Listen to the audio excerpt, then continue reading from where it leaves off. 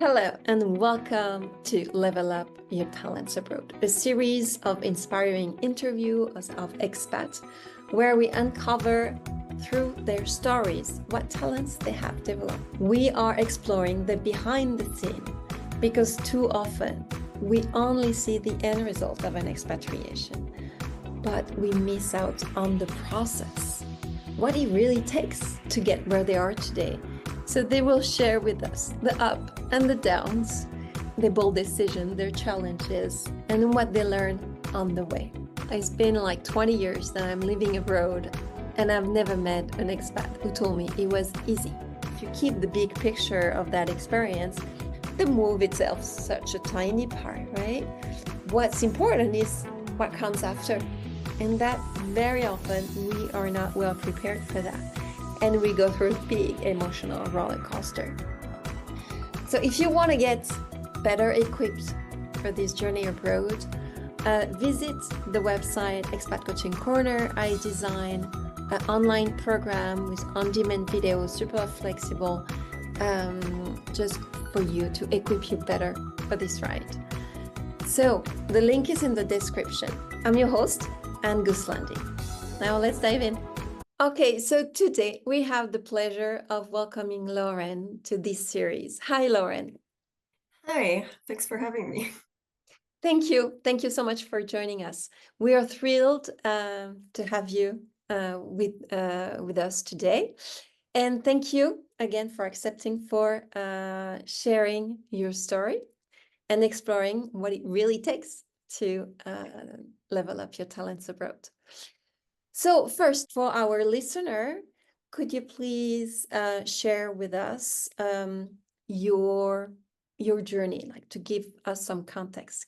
How did you arrive in Tokyo? Because this is where we're going today. Of course, yeah. So I've actually been here for 8.5 years now. It's going to be 9 years very soon. It's next September. I actually arrived at the time I went to business school in 𝗂'𝘃𝗲 in 𝗺. And I arrived because I was pursuing a double degree as part of my master. So I arrived September 2016, which was supposed to be just for 1 year to complete my degree and get both my degree from Japanese university and then my master from 𝗂'𝘃𝗲.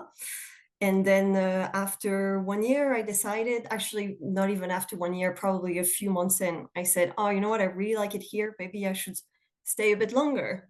And then a bit longer, and then a bit longer. And so now a bit longer has become almost 9 years. Yes, that's the way it goes. It's the same for me. I was going for Shanghai, like, yeah, just a couple of years. And it was 12 years at the end of the day. So just a quick question. So you started this degree in Japanese university, and then you decided to take a job. You decided to stay. So what make you decide to stay in that country instead of going back? I think very quickly after I arrived in Tokyo, I felt right away that I felt good there. It's a very different like society and a way of like being and maybe also like behaving that it just really connected with me in a way. I felt just comfortable, much more comfortable maybe than I would have felt back when I was in France. And I kind of wanted to stay in this type of like comfort, and just I felt like I was kind of opening up as a person, becoming maybe like, I don't know, more open to others and opportunities. And at one point I decided like maybe I should continue to explore this rather than just like, okay, I'm gonna like go back. That was like a fun like kind of say break in my life, and then I kind of go back to real life. It's like, how about I just try and continue staying like this since I was so like happy. And then I was like, okay, let's try and find a job and see if I can continue this. And then I managed to find a 1-year contract at a company. So I worked there for a year. And then I was like, yeah, I think I'm still not done. So I was like, my contract was ending. I was like, okay, I need to find another job now. So then I was able to find another 2-year contract this time. I found a VIE, which was kind of like the perfect job to have in a country like in a city like Tokyo. And then again, it was just year after year, it's like, do I want to keep staying? Yeah, sure. I really like it. And then finally, I was able to get a full-time position. So then it kind of became not like, oh, do I want to stay a bit longer? But it's kind of like, how long am I going to stay here? And so far, I guess I haven't grown tired of it. Yeah, it's really like you're shifting your mindset. Like, okay, now I'm here and how long I'm going to stay. If we are, let's say, let's go back a little bit in that experience abroad. The first year you arrived, because like usually when we want to go abroad, we have an idea, and when we arrive, the reality is very often super different, and there is a big gap from what we imagine. And so when you arrive, so that time you were a student, what is the biggest challenge you faced in the beginning? Well, so I think the one point on which I kind of had an advantage on other people is that like I didn't have any specific interests or love for like Japanese culture compared to I think a lot of people, like especially today, Japan is very popular as a tourist destination. People just like kind of dream, is their dream of going to Japan. Me, I kind of fell on Japan kind of by like, how do you say, like it just it was not something I was like, okay, Tokyo sounds fun. I didn't actively necessarily pursue to go to Tokyo. So I didn't came with any specific idea of how it was going to be. I honestly didn't even do that much research in the culture or the language. So when I arrived, it was kind of a complete blank slate of like, let's see what this is going to look like. I have no idea what to expect. And probably, yeah, at first, my first, let's say, week was kind of a big shock. I was afraid of to get out of my dorm room because it was just like, what is happening? Where am I? I was my first time so far from home, and I was really, really scared. Like, okay, when can I go back? When's the next holiday so I can go back? I was just really, really scared. And then I decided just, okay, step outside of your room and then actually go explore. Don't be so scared. And then once I started going out, and of course I had the advantage of being a student. So you go to university, you meet people, you can make friends very easily. And so you like quickly build relationships and just like go explore all together. You're all brand new to the country. So it really kind of helps you to like get more comfortable with it. And from like between my first week where I was calling my parents crying, like, I don't know what I'm doing here. Probably 3 weeks later, I was like, why are you calling me, mom? I'm busy. I'm doing this, I'm doing that. So it was it was quite a drastic change from one week to another. But of course, the language also was a big, like, Did you know how to speak Japanese when you arrived in Tokyo? I had no idea about Japanese. Like I said, I was completely clueless. Probably should have prepared a bit more on that front at the time. So at first I was really, I was like, wait, how do you say thank you in Japanese? Like, this is not a good advice. Try at least to learn how to say thank you and hello. Yeah. But then again, the advantage of being a student at the time, I was having like survival Japanese class. So quickly I could kind of manage the basics. So once you can manage the basics, it's fine. But of course, once I decided to stay a bit longer, it was definitely a different type of challenge. It's like, oh, you want to find a job, you need to be able to like do an interview. And I went into interview with like, okay, let's speak in Japanese. And I could barely speak. So that was a big challenge for sure that I had to go over and that I managed for now. But Yes. yeah, so. Language is definitely a really, really big challenge. But thank you for sharing that story. It resonates so much with mine when I went to Shanghai, because it was exactly the same. I mean, when you're young, you're not prepared so much. Just go, take Yeah. the leap, and then you see what's with an open mind and say, okay, what's going to happen? And actually, that's for me, I went with really like full heart. Let's go. Yeah, no, Then exactly. so you embrace all the challenges, the surprise, and all of that. But so we talk about the challenges, but did you experience like nice surprises, like things you were not expecting, but you were really, really nicely surprised about? I mean, overall, like, of course, I think Japan can be seen as a country that's very, you know, like extra modern, and then you have like Tokyo is this like big city, most dense city in the world, biggest city in the world. It's just, it felt at times when you see it on the movies or like in documentaries, like very overwhelming, loud city. And for me it's been the complete like opposite of discovering. I find it very quiet, because of course there's so many people, but people are kind of like respectful of other people's kind of like boundaries and own space.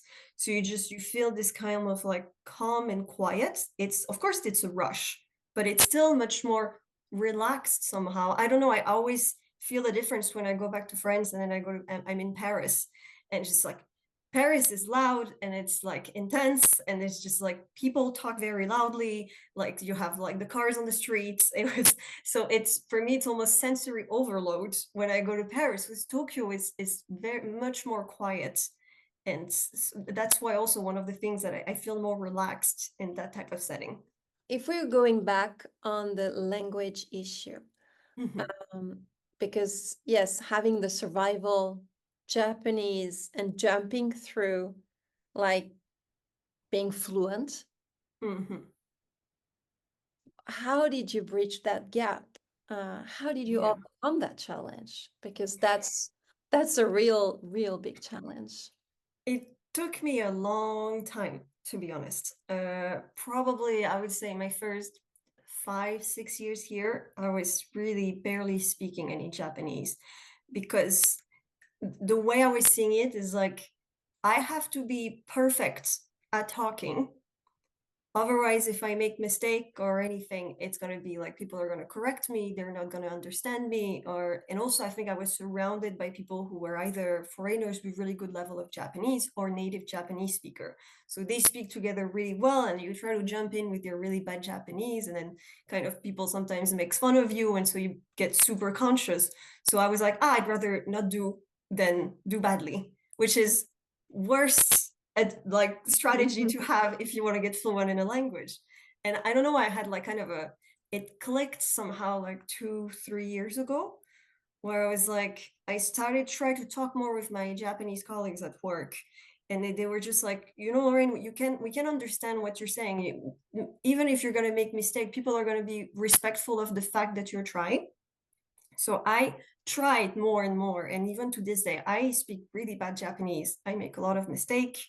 I just like grammatical error. Sometimes I'm missing the vocabulary, but it's just, I'm trying, and usually they understand me. So, and as long as you're trying, and I think Japanese people are also can be very kind, and then they respect the fact that you want to try.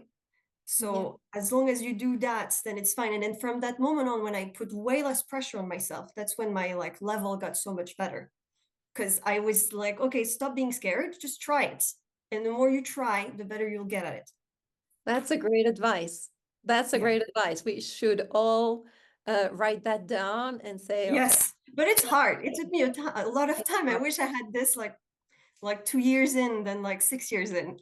Yeah. But better late than never. No, it really takes courage to okay, I'm gonna talk like a 4 years old, but it's okay. Exactly. It's fine. I And even tell that even at work, that sometimes I try to speak in Japanese with people, and they say like, and then they're like, oh, you can speak a bit. So then they start talking like really fast and really, and I'm like, no, please talk to me like I'm a 5-year-old. And then we can have a conversation. yes, and I think the best way to engage is actually also where in situation where there is no stake. Like if you want to try it out, like with colleagues, but for the chit chat, or if you are in a shop, this is really something. It's a must to speak it out. Yeah. And And also don't be too hard on yourself. yeah, true. Like relax. Like it's gonna take time. You have to be patient with yourself. I would sometimes get angry at myself. It's like, well, I'm not gonna do anything or get out, because anyway, what's the point? Everything is too hard. Because it is very like important to note, when you're living in a foreign country, you don't really speak that well the language. Every single part of your day can be a challenge, Yes. because you gotta go like, oh, I need to go to the post office to send this package. Oh, well, I need to figure out how to talk to like the person at the counter. Oh, I need to go to the bank. Oh, how am I going to say this word and this word? Every single thing. Great. It's also how to write the address. Oh And God, that yeah. becomes Yes, you had the same, yeah. Yeah, kanji is something. But then I would look at Japanese people writing and they have the worst handwriting. And so I'd be like, oh, you know what? It's like, it's fine. My little scribbling Yeah. is fine. But the nice thing is people are willing to help. Like Yeah, for me, like you ask, can you help me write that down?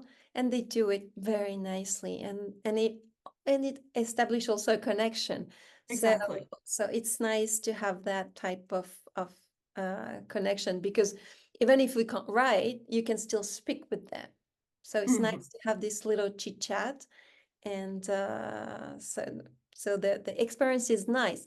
The experience of learning the language is not just in the book and just this. It's just about Yeah, speaking out and making connection and having this chit chat and this little conversation that also makes you learn about the culture, about everything. exactly. And it's like pick your battle, basically. Like in terms of learning, you don't need to, like me, I just focus on like talking and listening. And then when it comes to reading, like I can manage to like read and write emails in Japanese. Like yesterday I was at work, I needed to read an email and write an email in Japanese. And now that I'm used to like kind of the way of writing Japanese emails in Japanese, I can do it. I use Google Translate, I use DeepL, I use ChatGPT, and then I can kind of put it together in a way that they see that she's still a foreigner who's writing in Japanese, but she's writing in Japanese. And then when I get an email, yeah, I just put it in Google Translate. And you can, with the tools we have today, Yeah. it's so much easier. You don't have to spend hours trying to learn how to write kanji. Yes. It's not, You it's can going to be waste. navigate. You Yeah, can navigate. Let's move on. yeah, of So, course. as you are here, it's been like, so you are in Japan now, in Tokyo. It's been Yes. almost more than 8 years. You starting being a student, and then 1 year contract, 2 year contract, and now you find a job that is no ending, basically. Yeah. So, today, do you feel settled in Japan? Yeah, for sure I do now. It took some time, of course. But yes, I mean the fact that I have my own house, my partner, my own community. I think community is very important in feeling settled, is to have Mhm. like people around you that can support you if anything happens, especially when you live like, 10,000 kilometers away from like your family. So you really need to find some kind of, I don't want to say replacement, but like a substitution while you to be able to manage the day to day. So that's very important. But then also one thing that I felt like now I feel okay with, it took me a long time, is the fact that no matter what, I've been here for a long time, I'm a permanent resident now, I'll never be a Japanese person or local, I'll forever be a foreigner.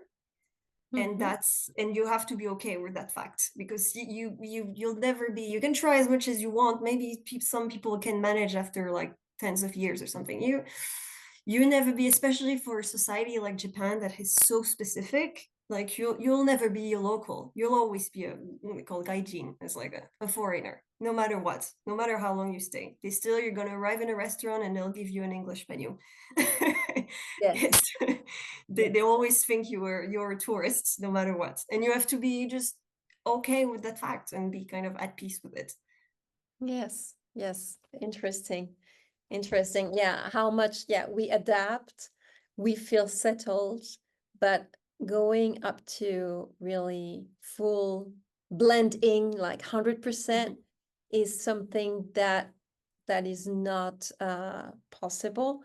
But is this what we want to do? That's also the Mhm. question. Because if we remain different, it's also nice to bring something different Mhm. on the table, and that we can also, because we always think, okay, we go to a country and we learn about the culture, but we also have the responsibility that we bring our own country culture uh, Mhm. to these people, so they also experience our culture, and we are like kind of ambassador. And it's important also to have that in mind. That is an exchange. Yeah, exactly. And so it's kind of also striking the balance between trying to like get as much as you can from that new culture, respecting that new culture, but kind of not forgetting where you're coming from. So you don't want to arrive be like the foreigner. I'm gonna come like in Europe we do this like this and that. We're more efficient because this and that. Is also like understanding like the many ways in which the especially when you arrive in a company, it's just the ways it's already working really well there. It's about, okay, how can we improve, but also what is already great here that we could maybe use when we go back. Yeah. Yes. Yes, definitely. Lots of people are thinking about in the workplace, it's hard. I mean, the culture is so different. It's hard it's, let's say, there's a lot of things about, a lot of stereotypes in mind about working in Japan. And so how did you manage like adapting to the corporate culture in Japan? Well, on one point, to give you an example, I still had last week, I was like, what is this super loud noise right next to me in the office? It was somebody faxing something. So it kind of gives you an idea. That's not a cliche. People still fax in Japan. Okay, That happens. interesting.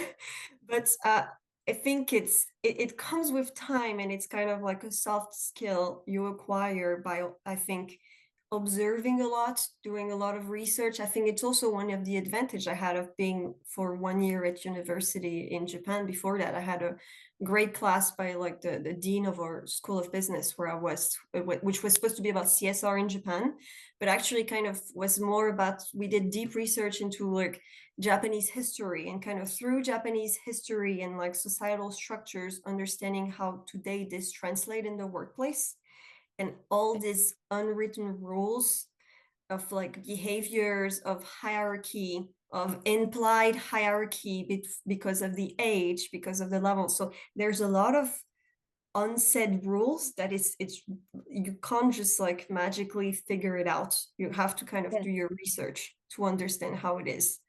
And Yes. like I said, it's like not arrive like an elephant in a porcelain store. Like, I'm just gonna do like this the French way. It's like, you can't do it.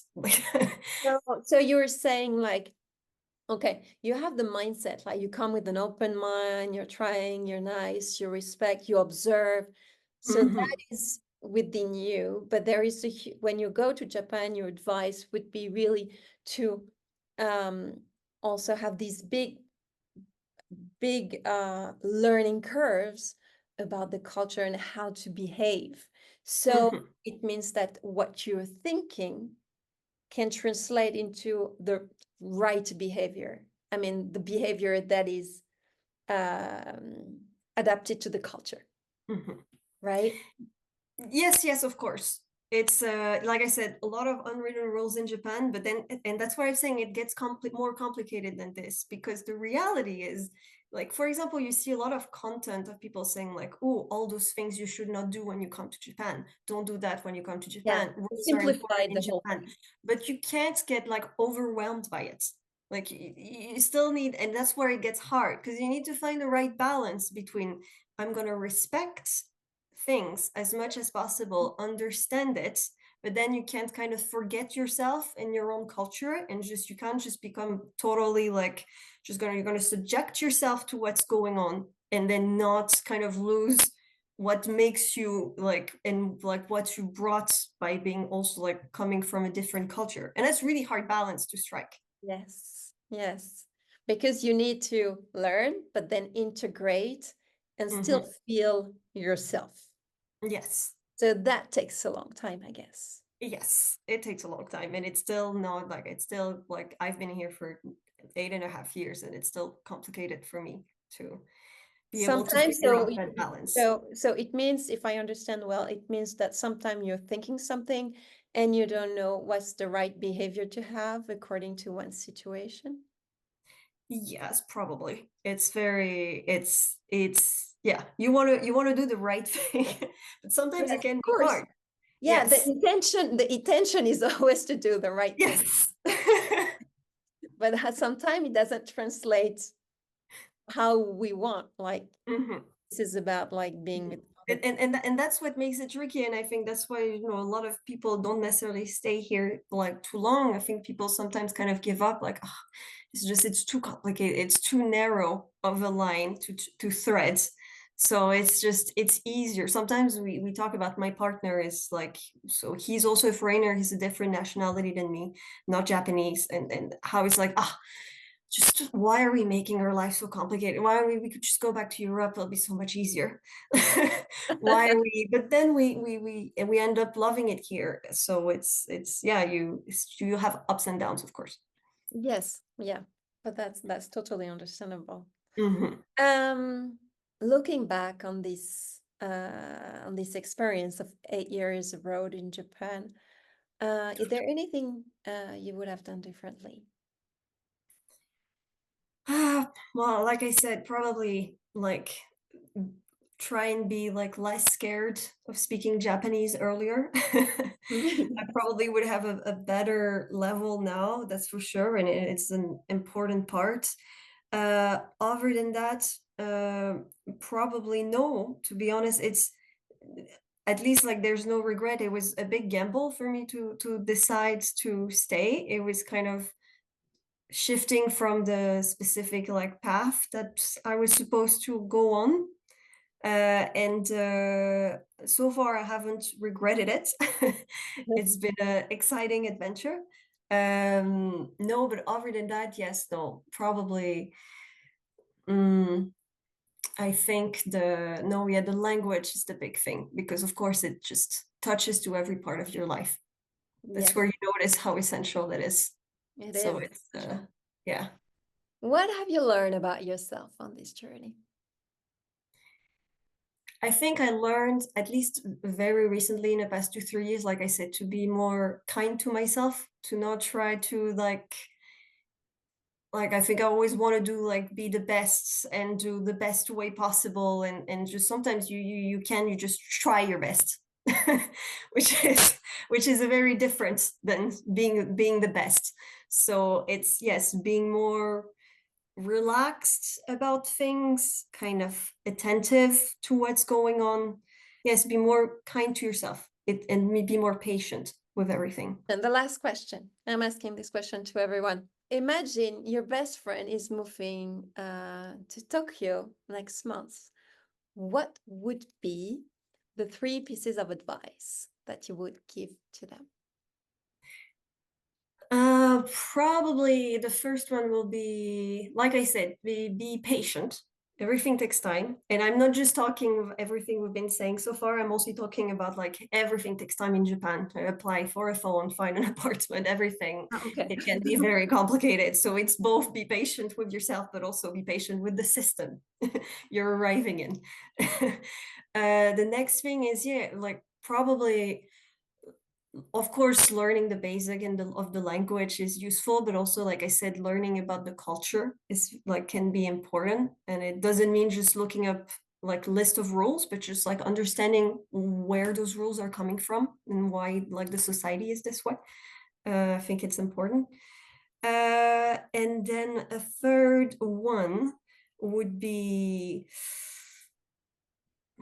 don't use your phone in the train, because people hate this in Japan. You're not allowed to do that. Okay. So now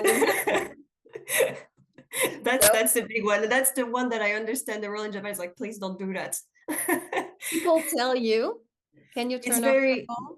Or they look at you. How does that Yeah, well, to be honest, you're on the train and there's like I take the subway every morning to go to work, and it's just, you have like announcement. It's like, please refrain from using your phone on the train, because it's like uncomfortable for other people there. And it's, when you think about it, it's very using your phone, talking to people, or talking to people on the phone. But you can scroll. Oh, you can scroll. Yeah, of course. Just no loud sounds. That would be a great thing, like to forbid all the No, yeah, don't be on the phone in the train. Yeah, don't talk to They should do that in every country.